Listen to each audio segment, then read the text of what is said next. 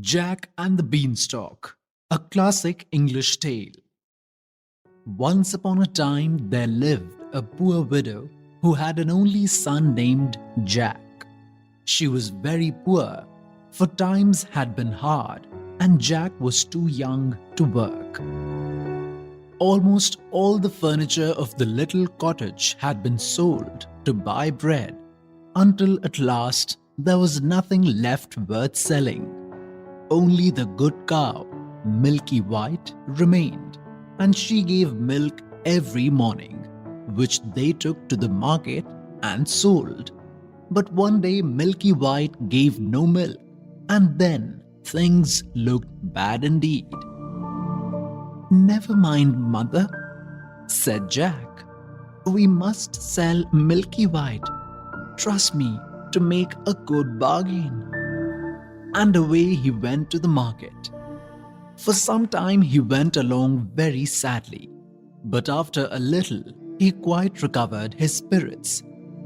"I may as well ride as walk," said he. So instead of leading the cow by the halter, he jumped on her back, and so he went whistling along until he met a butcher. "Good morning," said the butcher.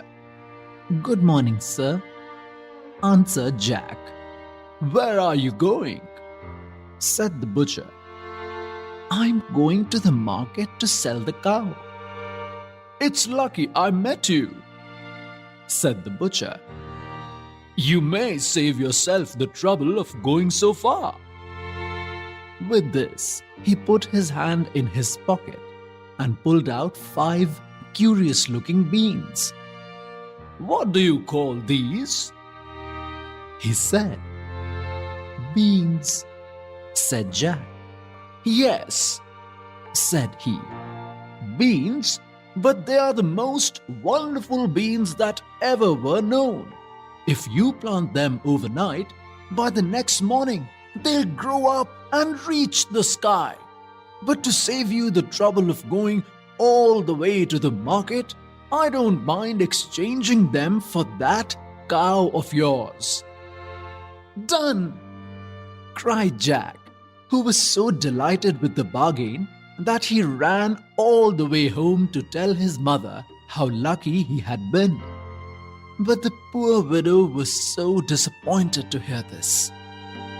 "Off to bed with you!"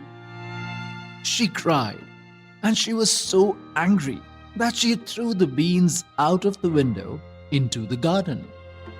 So poor Jack went to bed without any supper and cried himself to sleep. When he woke up the next morning, the room was almost dark, and Jack jumped out of bed and ran to the window to see what was the matter. The sun was shining brightly outside, but from the ground right up beside his window, there was growing a great beanstalk, which stretched up as far as he could see into the sky. "I'll just see where it leads to," thought Jack, and with that he stepped out of the window onto the beanstalk and began to climb upwards. He climbed up and up till after a time his mother's cottage looked a mere speck below. But at last the stalk ended, and he found himself in a new and beautiful country. A little way off there was a great castle with a broad road leading straight up to the front gate. But what most surprised Jack was to find a beautiful maiden suddenly standing beside him. "Good morning, ma'am," said he, very politely. "Good morning, Jack," said she, and Jack was more surprised than ever, for he could not imagine how she had learned his name. But he soon found that she knew a great deal more about him than his name, for she told him how, when he was quite little baby, his father, a gallant knight, had been slain by the giant who lived in yonder castle, and how his mother, in order to save Jack, had been obliged to promise never to tell the secret. All that the giant has is yours, she said, and then she disappeared quite as suddenly as she came. She must be a fairy, thought Jack. As he drew near to the castle, he saw the giant's wife standing at the door.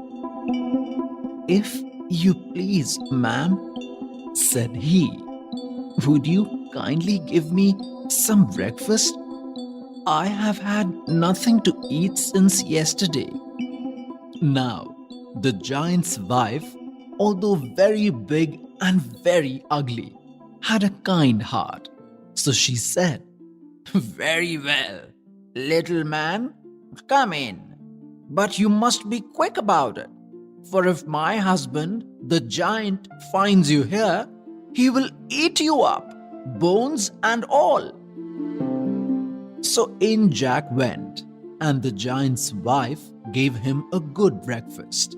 But before he had half finished it, there came a terrible knock at the front door, which seemed to shake even the thick walls of the castle. "Dear me, that is my husband," said the giantess with a terrible fright. "We must hide you somehow." And she lifted Jack up and popped him into the empty kettle.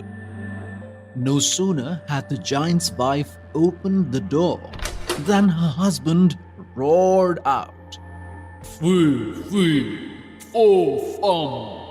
I smell an Englishman.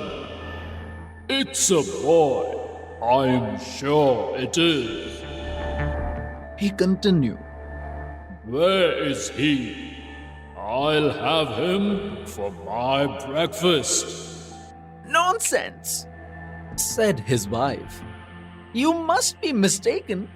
It's the oxes you smell." So he sat down and ate up the greater part of the ox. When he had finished, he said, "Wife, bring me my money bags." So his wife brought him 2 full bags of gold, and the giant began to count his money. But he was so sleepy that his head soon began to nod, and then he began to snore like the rumbling of thunder. Then Jack crept out, snatched up the 2 bags, and though the giant's dog barked loudly, he made his way down the beanstalk back to the cottage before the giant awoke. Jack and his mother were now quite rich, but it occurred to him one day that he would like to see how matters were going on at the giant's castle. So while his mother was away at market, he climbed up and up and up and up until he got to the top of the beanstalk again. The giantess was standing at the door, just as before, but she did not know Jack, who, of course, was more finely dressed than on his first visit. "If you please, ma'am," said he, "will you give me some breakfast?" "Run away," said she, "or my husband, the giant, will eat you up, bones and all. The last boy who came here stole 2 bags of gold. Off with you." But the giantess had a kind heart, and after a time, she allowed Jack to come into the kitchen, where she set before him enough breakfast to last him a week. Scarcely had he begun to eat than there was a great rumbling like an earthquake, and the giantess had only time to bundle Jack into the oven when in came the giant. No sooner was he inside the room than he roared, "Fee, fee, For fun, I smell an Englishman. But his wife told him he was mistaken, and after breakfasting off a roasted bullock, just as if it were a lark, he called out, Wife, bring the little brown hen. The giantess went out and brought in a little brown hen, which she placed on the table. Lay, Said the giant, and the hen at once laid a golden egg. lay, Said the giant a second time, and she laid another golden egg. lay, Said the giant a third time, and she laid a third golden egg. that will do for today. Said he, and stretched himself out to go to sleep. As soon as he began to snore, Jack crept out of the oven, went on tiptoe to the table, and snatching up the little brown hen, made a dash for the door. Then the hen began to cackle, and the giant began to wake up. But before he was quite awake, Jack had escaped from the castle, and climbing as fast as he could down the beanstalk, got safe home to his mother's cottage. The little brown hen laid so many golden eggs that Jack and his mother had now more money than they could spend. But Jack was always thinking about the beanstalk, and one day he crept out of the window again and climbed up and up and up and up until he reached the top. This time, you may be sure he was careful not to be seen. So he crept round to the back of the castle, and when the giant's wife went out, he slipped into the kitchen and hid himself in the oven. In came the giant, roaring louder than ever. Fee, fee, for fun, I smell an Englishman. But the giantess was quite sure that she had seen no little boys that morning, and after grumbling a great deal, the giant sat down to breakfast. Even then, he was not quite satisfied, for every now and again he would say, Fee, fee, for fun, I smell an Englishman. And once he got up and looked in the kettle. But of course, Jack was in the oven all the time.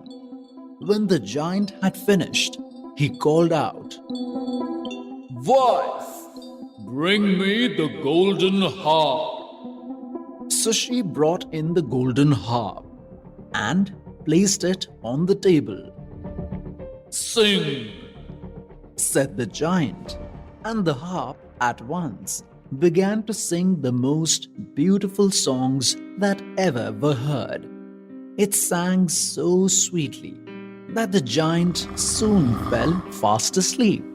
And then Jack crept quietly out of the oven and, going on tiptoe to the table, seized hold of the golden harp.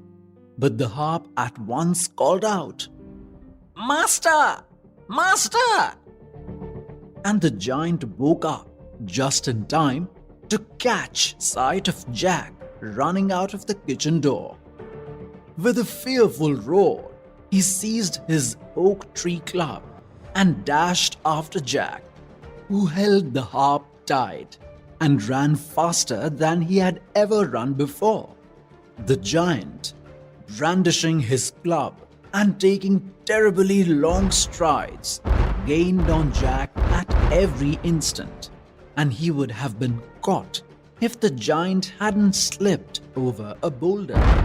Before he could pick himself up, Jack began to climb down the beanstalk, and when the giant arrived at the edge, He was nearly halfway to the cottage. The giant began to climb down too, but as soon as Jack saw him coming, he called out, "Mother, bring me an axe!" And the widow hurried out with a chopper. Jack had no sooner reached the ground than he cut the beanstalk right into two. Down came the giant with a terrible crash, and that, you may be sure, was the end of him. What became of the giantess and the castle, nobody knows. But Jack and his mother grew very rich and lived happy ever after.